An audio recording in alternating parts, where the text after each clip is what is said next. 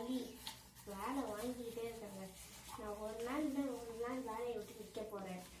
என் பசங்களுக்கெல்லாம் காசு கொடுக்கணும். என் பசங்களெல்லாம் நான் பார்க்க கூட முடியல. நைட்டு 11 மணிக்கு தான் போகிறேன் வீட்டுக்கு. இந்த இடத்துக்கு வேலையை விட்டு நின்று வேறு ஏதாவது கொஞ்ச நேரம் வேலைக்கு போனால் தான் பசங்க. எக்ஸ்கியூஸ் மீ, நீங்கள் என்ன புலம்புறீங்க? சிரிக்கிறீங்க. யார் இந்த கேள்வி இருக்கிறது? நல்ல வாரம் இருக்கு உங்களுக்கு. என்ன வேலை பண்றீங்க? யார் உங்ககிட்ட இதெல்லாம் கேட்க சொன்னா? பாத்திரம் தேய்க்கிறீங்களா? பாத்திரம் கூட தேய்க்க இவ்வளவு அழகான முகம் வச்சுட்டு பாத்திரம் தேய்க்கிறீங்களா? உங்க வீட்டுல அப்பா அம்மா இல்லையா? நான் ஒரு குழந்தை பெத்துட்டேன். உங்க மூஞ்ச பார்த்தா குழந்தை பெத்த மாதிரி இல்லை, இப்பதான் குழந்தை ஆகிற மாதிரி இருக்குது. ரெண்டு என் வீட்டுக்கு வந்துருக்கேன். அங்க காமிக்கிறேன் உங்களுக்கு என் குழந்தைய. அப்ப பாத்திரம் இப்படிதான் தேய்ப்பாங்களா எல்லா ஊர்லயா? எனக்கு இவ்வளவு நாள் தெரியாம போச்சு. பாத்திரம் கழுவினாதானே. ஓகே, இன்னைக்கு நான் வந்ததுல ஒரு குழந்தை பருவம் இருக்கிற ஒரு பெண்மணி வந்து பாத்திரம் கழுவுறத பார்த்தது ரொம்ப சந்தோஷம்.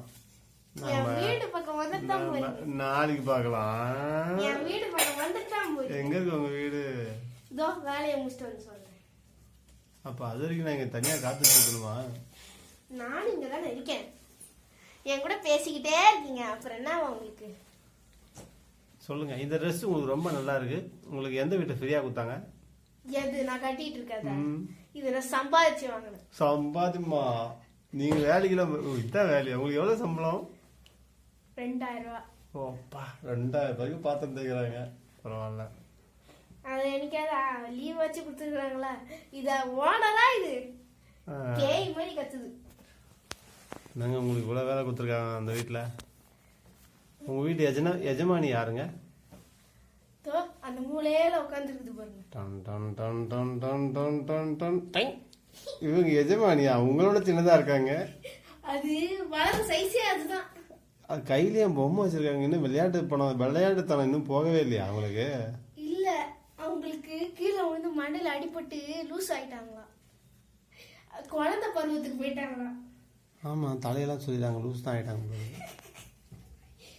அது தலையில எக்கச்சக்கமா பேன் இருக்கு.